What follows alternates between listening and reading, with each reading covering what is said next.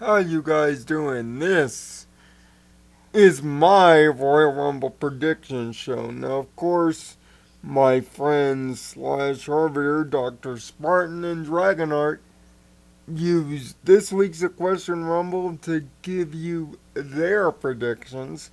Their predictions episode will be in the description below as a link so that you can see them.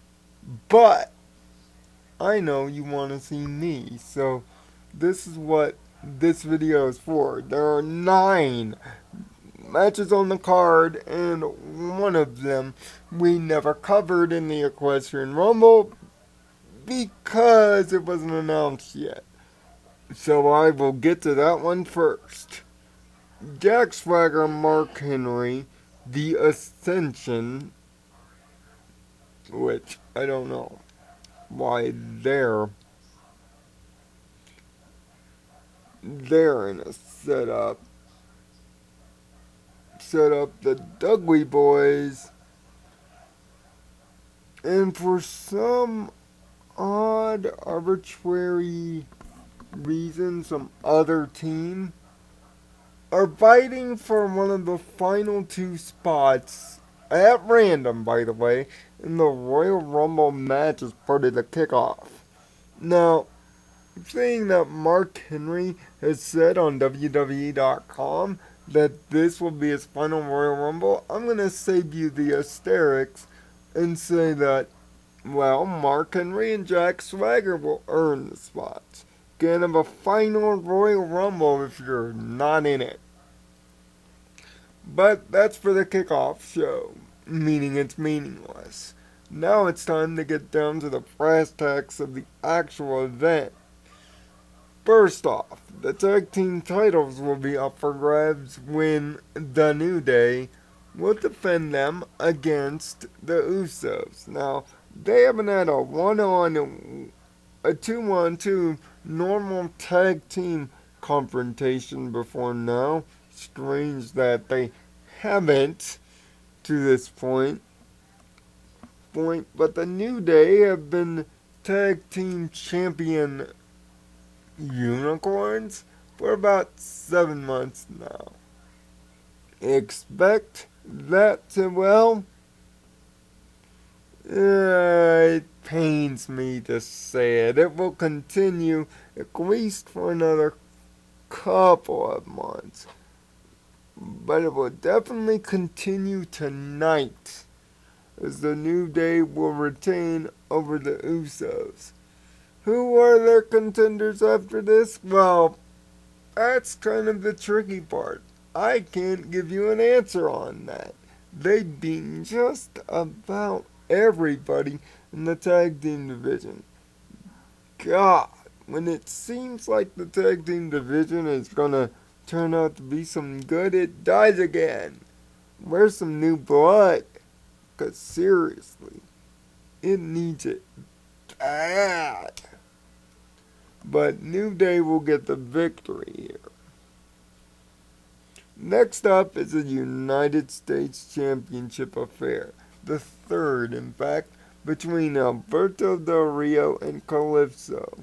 Man, are they trying to pawn off Callisto as the next Rey Mysterio, the ultimate underdog. I've seen this storyline before, and it kind of worked with Rey. Why? Because he had about 10 years in the public eye to build up that image as the lovable underdog. Callisto, not so much.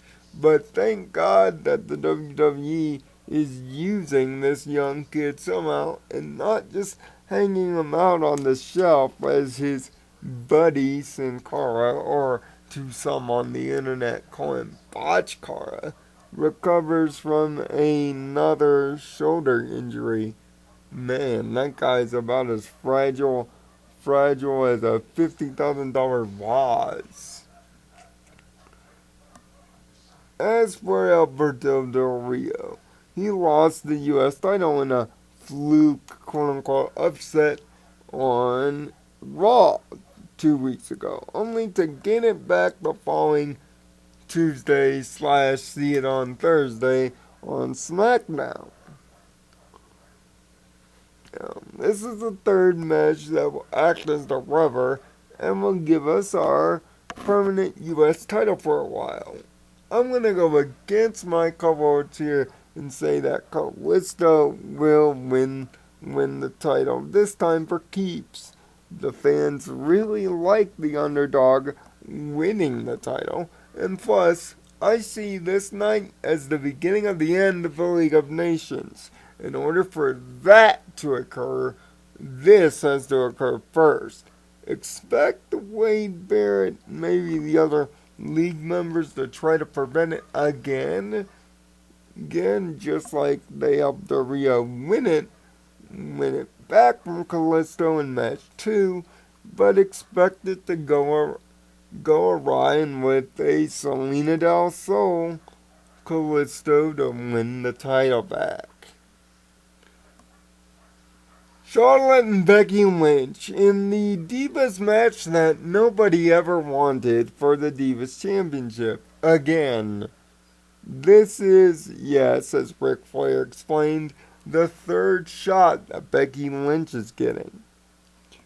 Granted, the real future Divas champion, Sasha Banks, is on the shelf right now. So I guess Becky Lynch will make a suitable substitute because I see Becky Lynch getting the win over Charlotte tonight. But expect Miss Flair to finally have the outs with her dad and break out and become natural selection Charlotte, which she desperately needs. But if the WWE wants to keep up her momentum as a heel, you can have her win and continue her ways. But if you want more of a long-term success, they really need to go back to the NXT version of Miss Flair and simply reunite her with her 3 other brethren. Which, yes, that would require a quick rush of a kiss and make up. But let's say that Becky be the last one to set this up.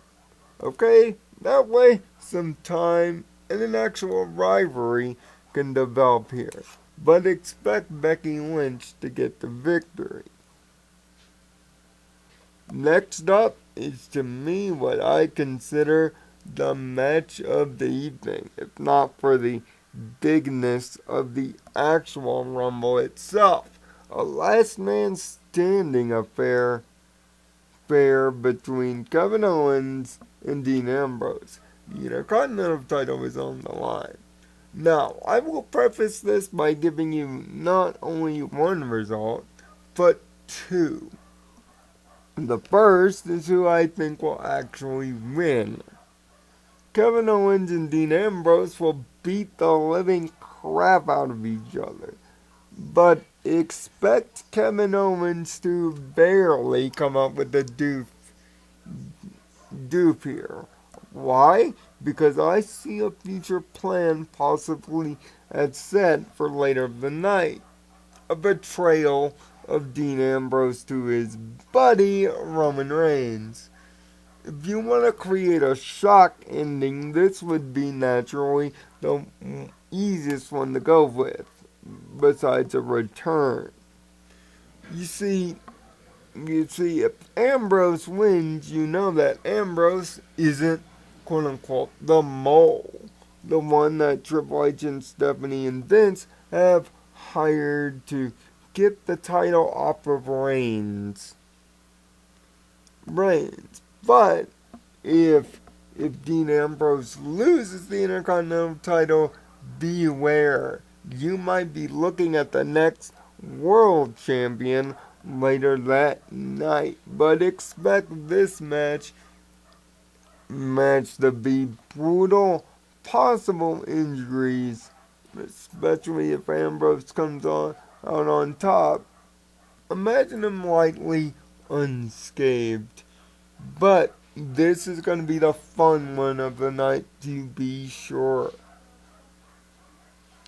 Finally, the Royal Rumble match with the unique stipulation that the WWE Champion must defend their title in the Rumble match itself. Now, not only that, Roman Reigns has the dubious distinction of being the first one in.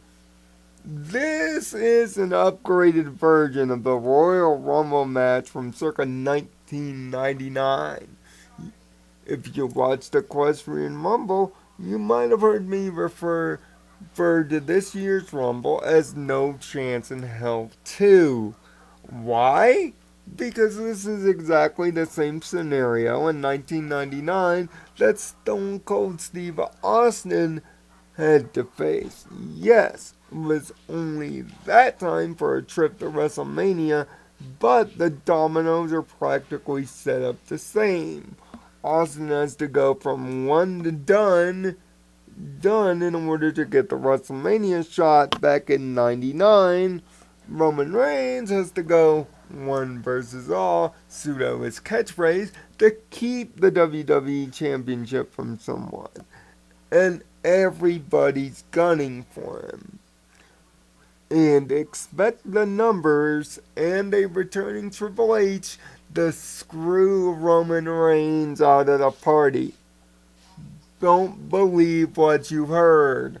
Roman Reigns is not winning this thing. The numbers, the statistics, everything points to a no. Even the corporation style storyline points to a no. So if it's not Roman Reigns, then who is it? Well, I've got 5 possible candidates that it could be. The most obvious being the one that I explained earlier, Dean Ambrose. If Dean Ambrose loses the Intercontinental title, expect him to be one of the possible moles at the end of the match for the Rumble. After all, one of his best friends have already betrayed him already. So, you've been seemingly waiting for months for the other shoe to fall. But a better time than the Royal Rumble with this golden opportunity to finally stab your friend in the back. Although it will look like he's not, and that Roman's got a friend in this world, when the title comes to shove, the backstab could happen here. Naturally, the natural Brock Lesnar will just suplex everybody and win ending is also in play. But it's the other 3 endings that have me most intrigued. The third being a Bray Wyatt is the mole ending. Bray Wyatt's been on a destructive tear as of late. Him and his Wyatt family compatriots. Usually around the Royal Rumble time, one of these wrestlers goes on one of these tears. It's routine. But for Bray Wyatt to do it when he seemingly had no plan up to now, makes it kind of suspicious. Could the WWE finally be following the buzzards and give this highly charismatic star his WWE Championship? God knows that's the one that Dragon and my friend Dr. Spartan is hoping for. And secretly, I'm kind of hoping for that too. Now, these last 2 have the least chance of happening, but have them in the back of your mind. Triple H entering the Rumble himself. Why would I say this as number 4? Well, because Las Vegas sees it. Las Vegas refers to it via an article from Yahoo as the ultimate obvious swerve. But what would Triple H have to gain by being the champion? A Triple H Roman Reigns main event for the title wouldn't really add any spice to the overall match. The authority storyline does enough to do this. But expect Triple H to get involved in the match. just not be physically in it. Expect a sledgehammer to the back of his head or something more akin to that, but don't expect him to be in the actual match. I'd be darn shocked if ending number 4 comes to pass here. Ending number 5 has the least chance, but has the most chance. It's a shock value. Oh my god, you'll be talking about that in the water cooler moment. And that's Daniel Bryan returning to the Royal Rumble only to betray and become a corporate stooge. Yes, the B plus player finally giving in to the corporate temptation to have its ultimate comeback moment, becoming the champion, and ultimately leading himself back to WrestleMania. Doing it in the most dirty way possible. But Nirvana, you might be saying. They've been saying that Daniel Bryan has no chance to be at this event. The funny thing about the Rumble is there's a lot of smoke and mirrors as to who the 30 will be in this match. After all, they pay attention to about only 10 or 11 in the overall match, which leaves the other 21 spots pretty much up to a gamble. You know, you might see a surprise debut or two, or a surprise return or two. Out of those things, I expect Randy Orton to definitely be one of the returns. AJ Styles is something I'm hoping for, but I'm not banking on. But a Daniel Bryan return would almost signal to the educated fan that the heel turn is coming. But, once again, this has the least chance of happening. But if it does happen, you'll have the perfect powder keg to start us down the road to WrestleMania. And that's the one, in my heart of hearts, that I'm hoping for. But at the end of the day, I expect a possible Bray Wyatt victory, much like my compadres. If Reigns retains, the road to WrestleMania will be a very boring one to be sure, and it will seem way too forced that they're trying to make him the new Austin. But again, don't expect that because the odds are way too stacked. Bet the field, not the one. You can play a drinking game, however, and how many times there will be suplexes by Lesnar. But don't bet the one, bet the field. That's how I feel about the Royal Rumble. If you agree or disagree, leave comments down at the comment section below. And make sure to tune in to my friends on Twitch at New Gaming Order